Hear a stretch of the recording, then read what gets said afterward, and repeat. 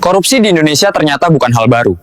Sejak era kerajaan seperti Majapahit hingga zaman kolonial dan reformasi, praktik penyalahgunaan kekuasaan sudah jadi bagian dari sejarah panjang bangsa ini. Bagaimana sistem ini terbentuk dan terus bertahan?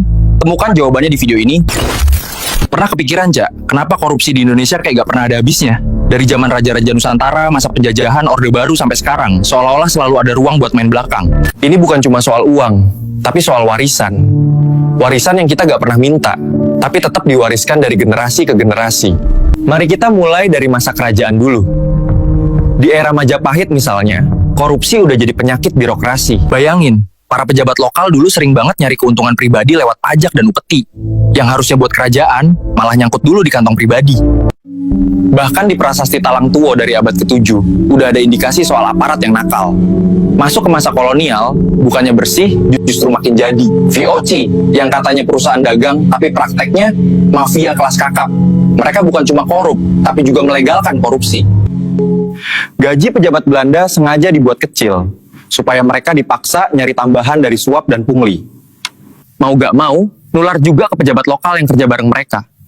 Setelah kemerdekaan, bukannya bersih, justru makin kompleks. Lalu masuk ke Orde Baru, korupsi berubah jadi sistem. KKN, korupsi, kolusi, nepotisme, bukan cuma istilah, tapi cara kerjanya. Proyek dikuasai elite, anggaran diatur buat kelompok sendiri. Tahun 1998, Indonesia disebut sebagai salah satu negara paling korup versi Transparansi Internasional. Kita bukan cuma korban, tapi juga pelaku sistemik. Masuk ke era reformasi, kita pikir semuanya bakal berubah. Tapi ternyata, ya gitu-gitu aja. Emang sih, KPK dibentuk dan banyak pejabat ditangkap. Tapi di sisi lain, angka korupsi masih tinggi. Polanya mirip, markup anggaran, proyek fiktif, atau main fee proyek. Kenapa ini bisa terus terjadi? Salah satu alasannya karena budaya permisif. Masyarakat udah terbiasa lihat korupsi dan menganggap itu bagian dari cara main. Setiap tahun, selalu aja ada pejabat baru yang ditangkap karena nyolong duit rakyat. Dari kepala daerah, anggota DPR, sampai menteri. Yang lebih parah lagi, kadang pelaku korupsi justru hidup lebih nyaman daripada korban korupsinya. Hukum kita seringkali tumpul ke atas, tajam ke bawah. Bahkan terkadang pelaku korupsi tetap dipilih lagi karena mereka royal ke warga. Lalu pertanyaannya, apakah semua ini nggak bisa dihentikan?